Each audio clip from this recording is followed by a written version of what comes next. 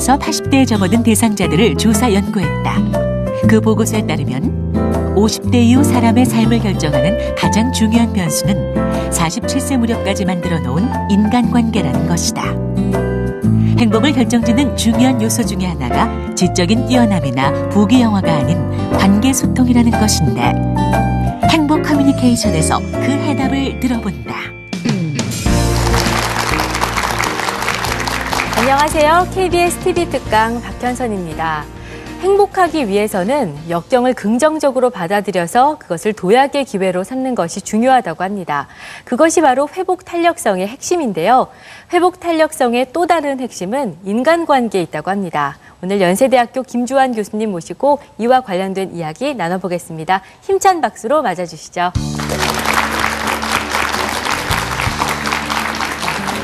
안녕하세요. 네, 최근 하버드 의대에서 발표한 연구 결과를 보니까 행복의 조건으로 인간관계의 힘을 강조하고 있습니다. 교수님께서는 이에 대해서 어떻게 보시는지요? 예, 모든 인간관계는 커뮤니케이션에서, 소통에서 시작하죠. 네. 그래서 오늘은 어떻게 하면 좋은 인간관계를 잘 맺는 커뮤니케이션을 할 수 있는가에 대해서 말씀드리고자 합니다. 네, 사실 회사나 이렇게 친구들과의 인간관계가 쉽지만은 않더라고요. 교수님 강의를 들으면 좀 잘 지낼 수 있게 되는 건가요? 확실합니다. 네, 한번 잘 들어보시죠. 네, 귀 쫑긋 세우고 한번 강연 들어보시죠. 힘찬 박수로 강연 청해 듣겠습니다. 오늘은 공감하고 소통하라라는 주제로 여러분께 말씀드릴 텐데요. 공감적인 소통, 즉 어떻게 하면 소통을 통해서, 커뮤니케이션을 통해서 인간관계를 잘 맺는가 하는 것이 오늘 주제의 핵심입니다. 이것을 위해서, 여러분의 소통 능력 향상을 위해서 오늘 4가지를 말씀드리고자 합니다. 우리의 소통 능력을 좀 방해하는 첫 번째 요소는 커뮤니케이션 불안입니다. 남 앞에 섰을 때 왠지 떨리고, 정말 중요한 구술 면접이다, 아니면은 면접 시험을 본다 할 때 떨리고, 정말 마음에 드는 이성 앞에 서면 왠지 긴장되고 떨리고, 다 그렇죠. 그런 경험 있으시죠? 그걸 어떻게 하면 없앨 수 있는가? 두 번째는 공감적 커뮤니케이션입니다. 어떻게 하면 공감 능력을 더 높인 그런 커뮤니케이션을 할 수 있겠는가 하는 거고, 세 번째는 커뮤니케이션의 2가지 측면을 잘 이용해서 어떻게 하면 인간관계의 갈등을 줄이고 다른 사람과 잘 쉽게 친해지고 잘 지내는가 하는 것이고, 네 번째는 어떻게 하면 커뮤니케이션을 통해서 다른 사람들에게 우리들이 원하는 좋은 인상을 심어줄 수 있겠는가. 이 4가지. 알고 싶으세요, 여러분? 네? 이거 알면 인생이 많이 달라질 거라고 저는 확신하고 있습니다. 먼저 커뮤니케이션의 기본적인 능력이 바로 역지사지의 능력입니다. 그것을 학자들은 마음이론이라고 합니다. 주로 신경과학이나 뇌과학에서 나온 얘기인데요. 마음이론은 어떠한 학문적인 이론을 얘기하는 게 아니라 우리 모두가 기본적으로 갖고 있는 어떤 능력, 즉 다른 사람의 관점에서 세상을 바라볼 수 있는 능력입니다. 아주 기본적인 능력. 그 능력을 테스트하기 위해서 이런 앤셀리 테스트 이런 게 있는데, 요거 그림으로 설명드리는 것보다 약간의 이 재현 드라마를 통해서 한번 설명드리고자 합니다. 여기 2 아이가 필요한데 우리는 철수와 영희라고 하겠습니다. 영희는 제가 지목을 하겠습니다. 박현선 아나운서께서 영희, 어린아이 역할을 해주시고, 박 아나운서님과 함께 철수하실 분, 남학생 철수하실 분 한번 손 들어보세요. 지망자 없나요? 예, 그러면 철수해 주시고 2분 앞으로 나오세요. 여기 방을 좀 꾸며주세요. 예. 예, 감사합니다. 여기가요, 일종의 재연 드라마라고 생각합시다. 요 재연극이고, 좀 나이는 많아 보이지만 아이들이에요. 유치원 아이들이 둘이 요 방 안에서 놀고 있습니다. 저는 없다고 생각하세요. 그리고 이 문제입니다. 이 문제는 여러분들한테 드리는 겁니다. 여러분도 어린 아이들이라고 가정을 해서, 얘들아 이 문제를 한번 풀어봐라, 이렇게 여러분들에게 드리는 거고, 그래서 요 둘이서 일단 같이 놀도록 하겠습니다. 어디 갔지? 예. 자, 요 곰인형을 갖고 같이 노는데, 철수랑 영희랑 같이 노는데, 먼저 영희가 곰인형을 갖고 놀다가 같이 갖고 놀아보세요. 놀다가요. 귀엽다. 철수가 잠시 방 밖을 나갑니다. 나가세요. 예. 철수는 이제 방 밖을 나가서 이 상황을 모릅니다. 그때 영희가 야 곰인형 잘 자라 그러면서 가방 안에 넣어둡니다. 가방 안에 넣어두고 그 다음에 영희도 방 밖으로 나갑니다.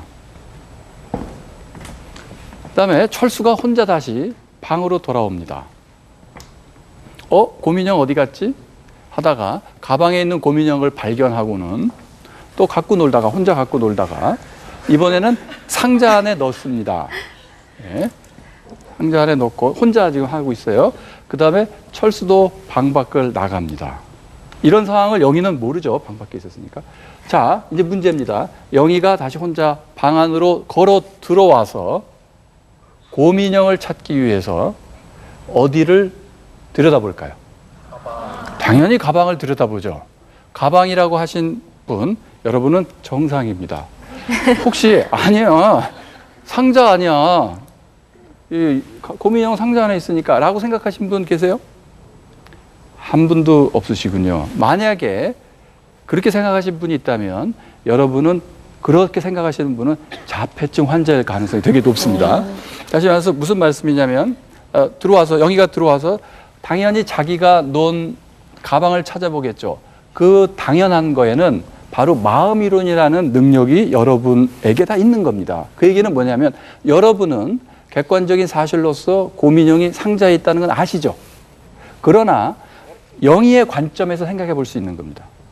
영희는 이 사실을 몰라.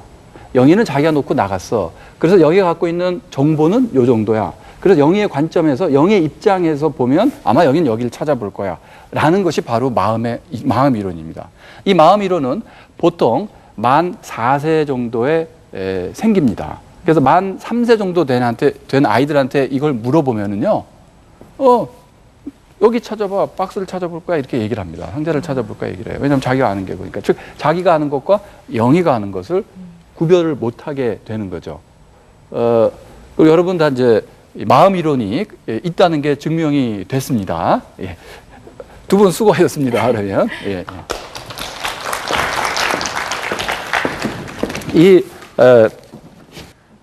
이 마음 이론은 어른이 돼서도요, 이 마음 이론이 없는 사람이 있습니다. 예전에 그 레인맨이라는 영화가 있었죠. 더스틴 호프만이 주연을 했던 그런 자폐증 걸린 어른 환자는 이거를 못 풉니다. 그냥 상자에 있을 거 이렇게 얘기를 하는 거죠. 그런데 이 마음 이론이라는 게 이제 만 4세부터 생기는데 그거와 관련된 뇌 부위는요, temporal junction, 보통 TPJ라고, 오른쪽 TPJ라고 하는 부분, 즉 측두엽과 두정엽이 만나는 부분, 또는 MPFC라고 내측 전두엽, 이 안쪽에 그 부위와 관련이 되어 있습니다. 즉 우리가 타인의 관점에 대해서 막 생각을 할 때 그 부위가 막 활성화됩니다. 피험자를 MRI 기계에 넣어놓고, 자, 이제 우리가 카메라로 여러분을 쳐다보고 있습니다. 그러면 타인의 시선을 느끼죠. 그러면 제가 아까 말씀드린 그 부위가 막 활성화됩니다. 즉 타인의 시선을 느끼는 건 타인을 느끼면서 동시에 나를 느끼는 겁니다. 정말 묘하게도 우리의 뇌는요, 내가 자아 개념이라고 그러죠. 나에 대한 생각이, 자아 정체성이 확립된과 동시에 타인에 대한 이해도 확립이 됩니다. 즉 자기 이해와 타인에 대한 이해는 같이 이렇게 가는데, 그러면 이게 커뮤니케이션 불안과 무슨 관계가 있느냐? 이게 조금 과도해지면 생기는 겁니다. 즉 타인의 시선을 지나치게 의식을 해서 타인은 그런 생각 하지도 않는데 저 사람들이, 남들이 나 흉보면 어떡하지? 이 생각 때문에 커뮤니케이션 불안이 생기기 시작합니다. 사실 커뮤니케이션 불안은요, 커뮤니케이션 학자들이 가장 많이 연구한 주제 중에 하나입니다. 그 얘기는 뭐냐면 그만큼 사람들이 이 커뮤니케이션 불안증 때문에 다 고생을 하고 있다는 거죠. 그러면 커뮤니케이션 불안의 원인이 뭐냐? 학자들은 두 가지 원인으로 요약을 했습니다. 하나는 뭐냐면 자기 제시의 동기입니다. 자기 제시라는 건 남 앞에 나를 드러내는 건데, 남 앞에 나를 드러내는 동기,